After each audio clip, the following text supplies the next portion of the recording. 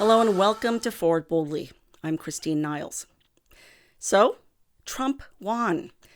It was the answer to many prayers across the nation and the world. Because Trump's election, as we know, doesn't just have consequences here in the U.S., it has serious repercussions around the world. As I reported recently on Catholic News Roundup, world events took a stunning turn within just days of Trump's election. For instance, Vladimir Putin expressed a willingness to discuss the possibility of peace in Ukraine.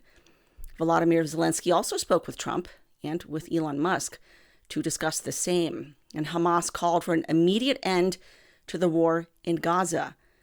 A caravan with thousands of people broke up at the Mexico border because they feared they'd be arrested and deported by Trump, something they apparently did not fear if Harris would have won.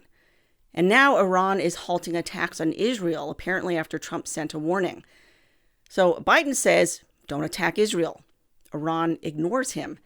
Trump isn't even in office yet. He sends a warning, and they listen. So this and lots of other tremendous things happening ever since Trump's election, including some of his picks for top-level positions. Now, I'd be lying if I said I wasn't thrilled about some of these picks. I'm not a neocon. I'm not a war hawk. It has disturbed me intensely that the Biden administration, instead of trying to stop the war between Russia and Ukraine, seemed very happy to fan the flames of war, leading us to the brink of World War III.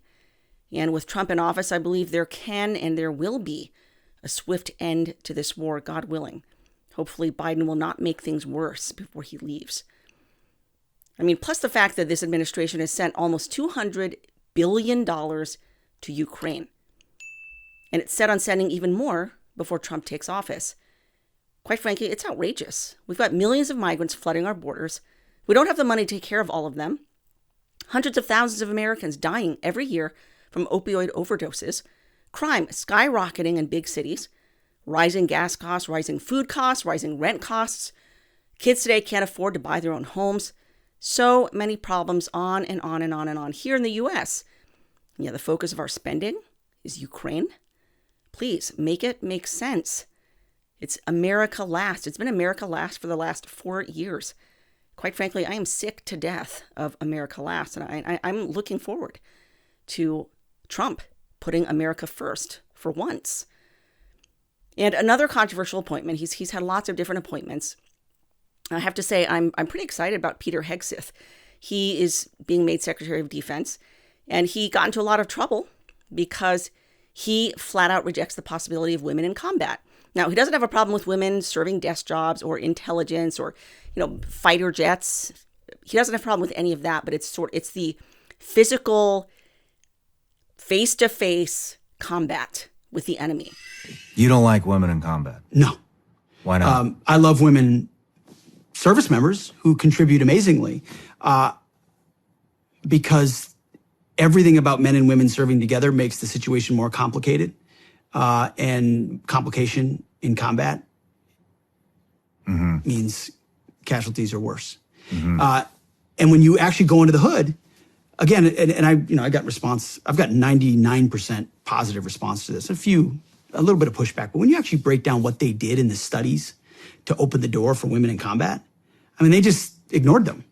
So the Marine Corps was the only service that actually tried to fight back and say, and now obviously I'm exempting special operations, which thus far has held the line fairly well. Because if they were lowering the standard to become a Navy SEAL, just to let women inside the Navy SEALs, that's going to change the capabilities and ethos of the Navy SEALs, except for a very small example of some, female super soldier who's capable of doing it. But because of how Washington works, they're going to change the standards. They're going to push for quotas. We have numerous quotes in the book of, these standards aren't changing. They're just evolving. That's different than intentionally saying, we're going to put women into combat roles so they will do the combat jobs of men, knowing that we've changed the standards in putting them there, which means you've changed the capability of that unit. And if you say you haven't, you're a liar, because everybody knows between bone density and lung capacity and muscle strength, men and women are just different. And so if you want to, I'm okay with the idea that you maintain the standards where they are for everybody. And if there's some, hard charging female that meets that standard, great, cool, join the infantry battalion. But that is not what's happened. Yeah. What has happened is the standards have lowered. this has been a position that I've had for years. I've had this position for years. I don't think that women should be serving in physical combat for very obvious reasons. Women are not built like men. I don't care what the woke non-gender crowd wants to say. They live in cloud cuckoo land because they reject reality. They reject biological reality. Men and women are built differently. And there are strengths that women have, just like there are strengths that men have. And one of the strengths that men have over women is physical strength. That's simply the case. There might be a few examples here and there of super soldiers, women, but for the most part, that's just how it is. And so Pete Hegseth was just speaking common sense in this interview that has now gone viral, the clip where he just says, I'm just opposed to women in combat. He's not saying he's going to take away women's rights to join the military if as Secretary of Defense, but he's not going to incentivize it. And I fully agree. There are appropriate roles for women, absolutely. And nobody's denigrating the heroism and courage of women who have fought in combat. Nobody is doing that at all. But moving forward in the future, it's just not something that I think women should be encouraged to do. There are all sorts of other positions in the military where women could serve, and very ably. But anyway, he is named Secretary of Defense under Trump. Another reason I'm very excited about him is because he's going to get rid of all the woke DEI garbage that Biden implemented in the military.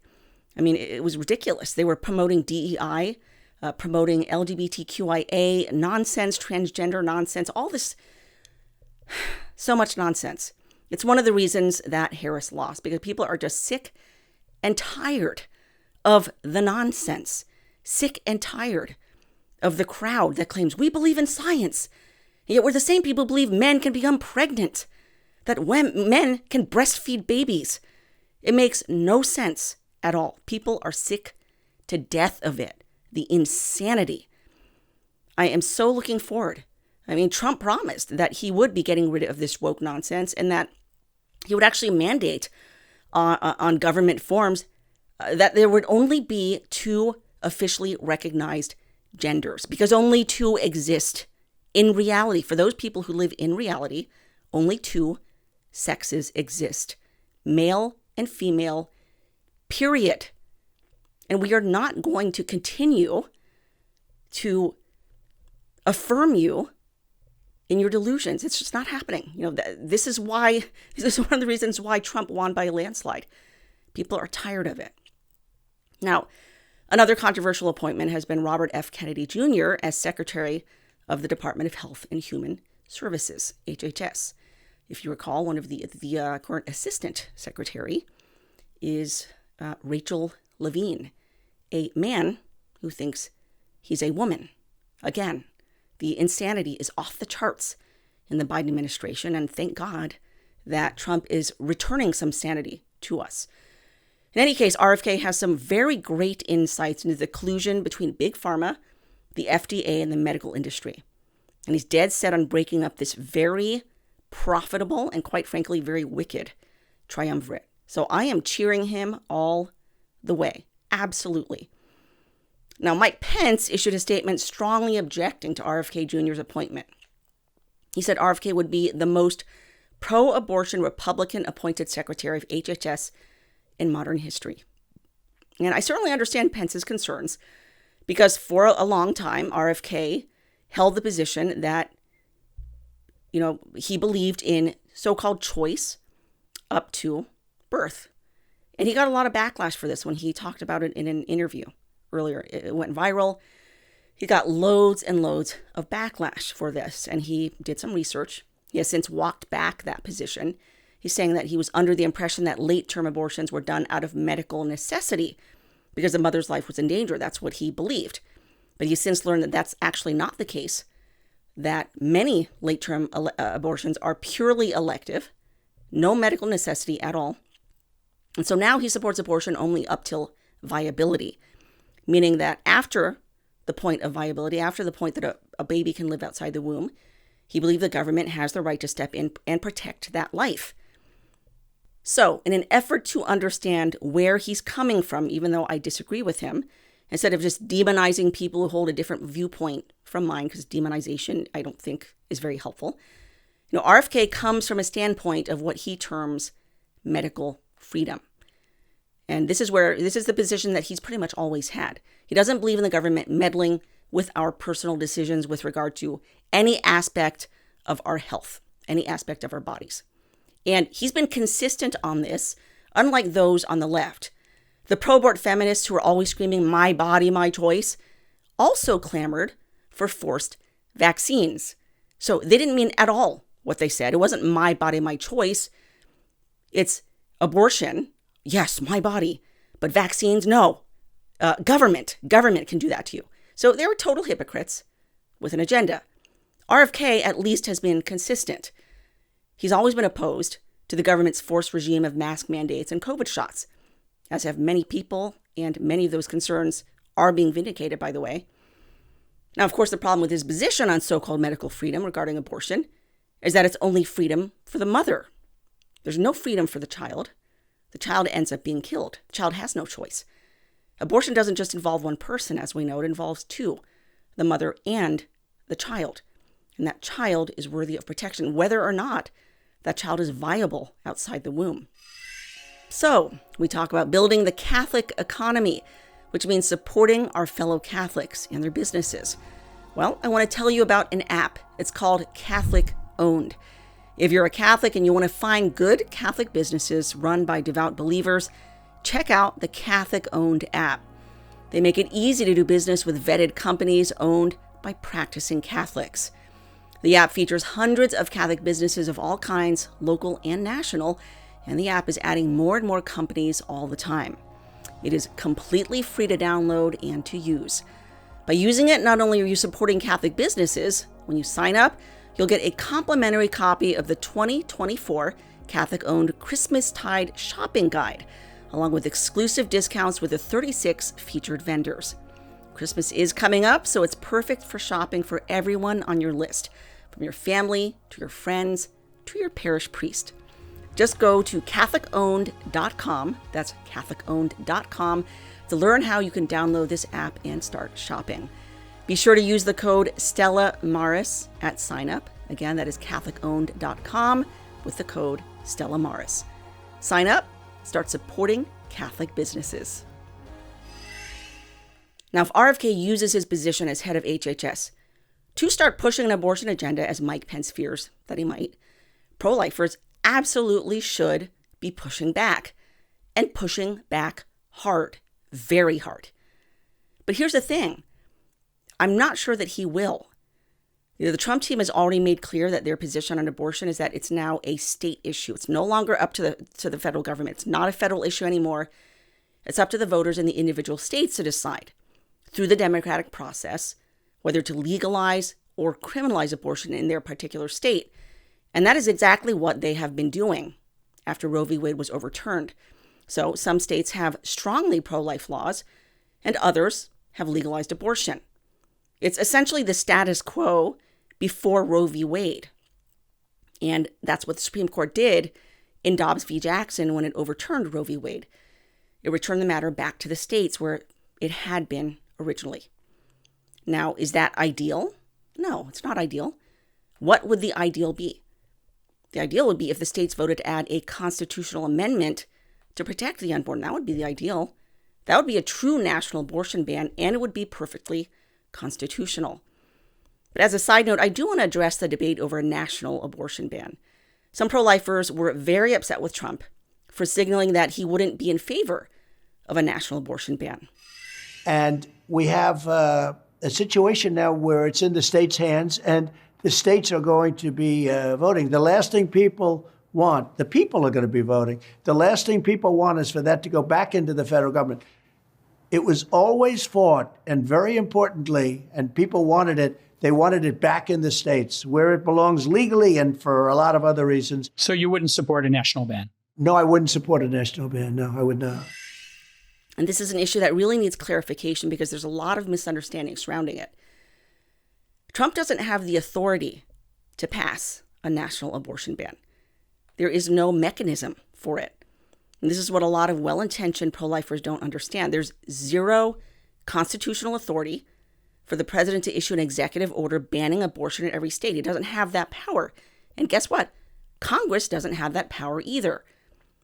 A national abortion ban sounds nice. It sounds very pro-life, but the U.S. Constitution provides no mechanism for it.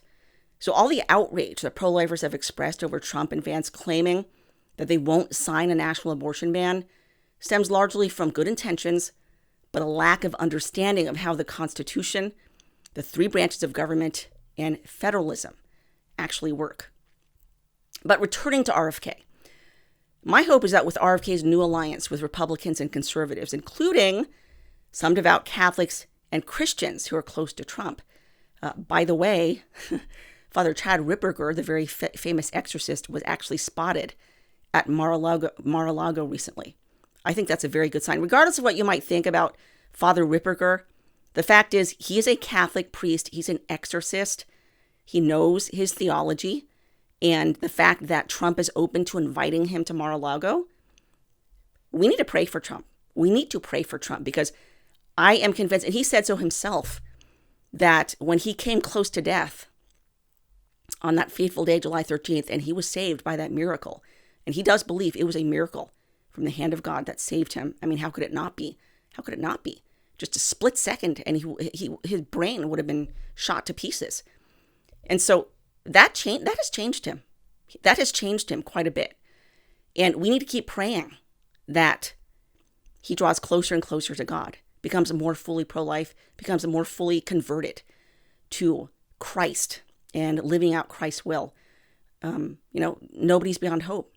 And I'm hoping the same for RFK, that his recent alliance with Republicans and with conservatives, with, being around some good people, hearing their arguments, hearing their positions, perhaps because he spent his entire life for the Democrats, could be that he just hasn't heard some of these arguments, or at least he hasn't been open to them.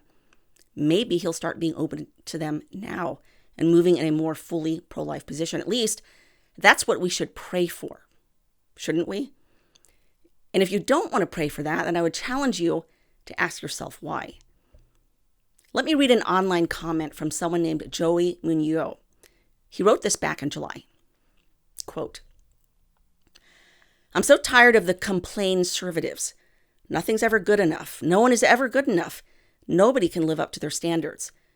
In 2012, I was a precinct captain for Obama and volunteered in his campaign. In 2016, I voted for Hillary, and I was a lazy Catholic who hadn't attended Mass in years. Today, I'm a devout Catholic, a father, a husband, and a conservative voter. This is in large part due to Donald Trump and his policies opening my eyes. His presidency and leadership made me a better man. My story is similar to Amber Rose. My story is similar to J.D. Vance, who grew up in similar circumstances.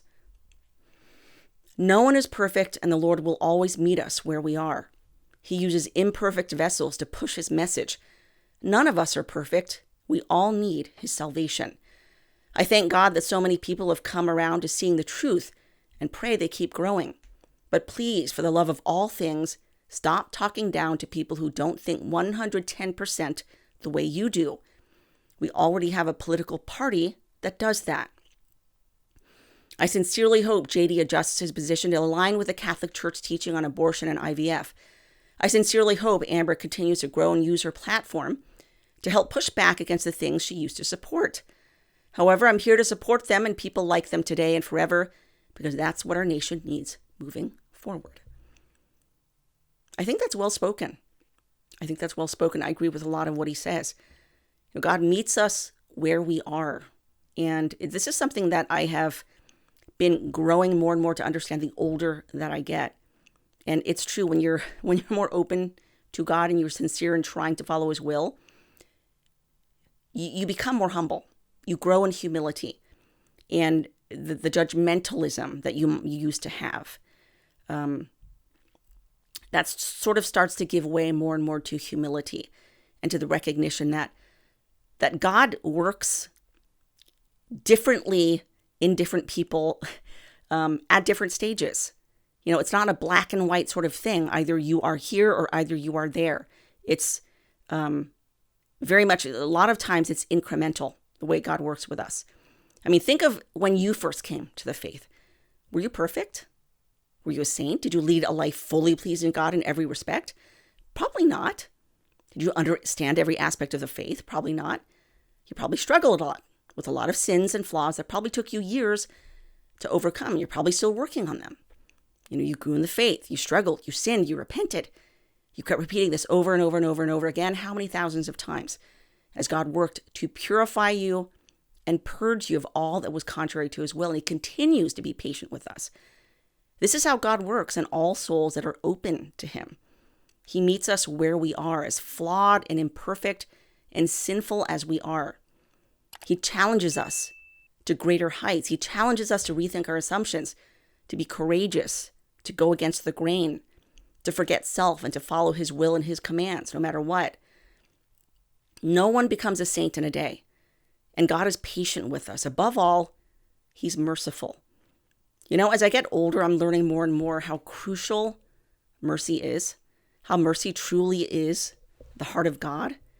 It's not justice, it's mercy that is the heart of God. I understand mercy is severely abused by many today who assume, they presume upon God's mercy, and in that sense, they abuse his mercy. I'm not talking about that.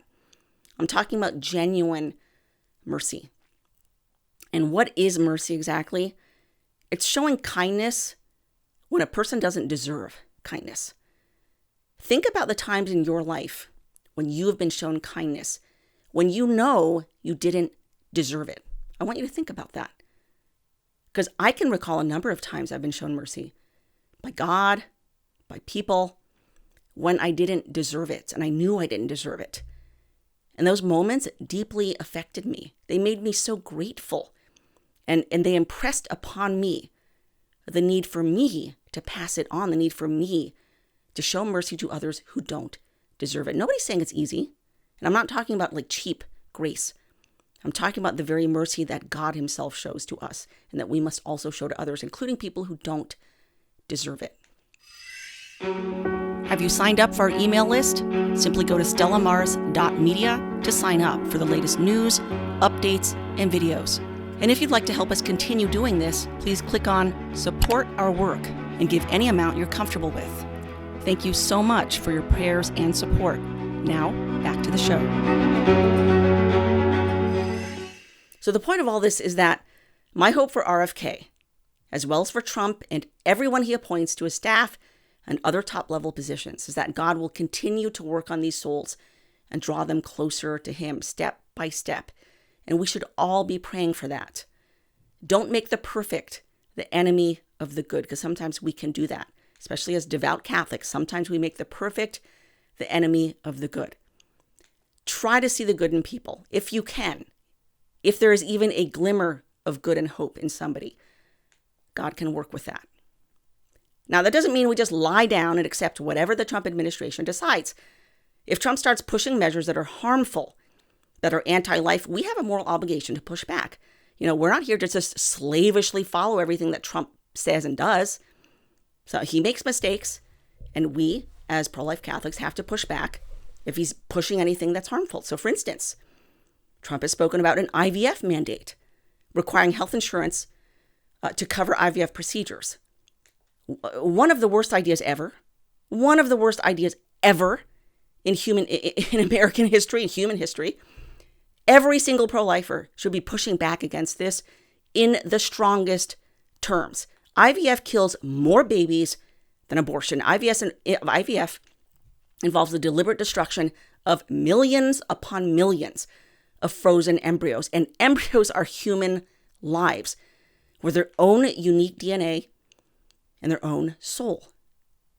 Their lives, precious to God. And IVF deliberately destroys them by the millions upon millions. An IVF mandate would be worse than Obama's contraception mandate. You remember that? I remember the lawsuits over that because he refused to do a faith-based exemption, or his faith-based exemption wasn't really an exemption. Now, Trump has indicated he would make a faith-based exemption for those opposed to IVF for, faith-based reasons. But quite frankly, he shouldn't be promoting an IVF mandate at all. It is anti-life. 100%. Again, one of the worst proposals that any president could ever think of. I mean, I don't know who in his circle pushed him to start promoting. I have no idea who it is, but he needs to fire that person because it's a horrible idea. And I encourage pro-lifers to speak up about it and push back. Who knows? Trump has shown that he's willing to listen. And sometimes he will reverse course, especially if we are loud enough and we're vocal enough and we're insistent enough. So, again, that like I said, there's a lot of hope in this incoming administration. Lots of hope, lots of good things happening, but we still have to be vigilant. We still have to speak up honestly, respectfully, forcefully when necessary, when any anti-life, harmful measures are being proposed. So there's so much more to say on this, and the news keeps coming fast and furious every single day about all the new Trump appointments and their plans and all the changing world events. It really is an exciting time to be alive. Anyway, please remember to visit Stella Maris Media and subscribe, stellamaris.media, and subscribe for free to our email list so you can get updated on all the latest content. We are a small nonprofit, entirely funded by donations. So if you're able to give to help keep us on air and to keep doing what we're doing, we would so appreciate it. And please remember to support our sponsors, because supporting our sponsors means you support us. So thank you so much for watching and listening. And in the words of St. Joan of Arc, in God's name, forward boldly.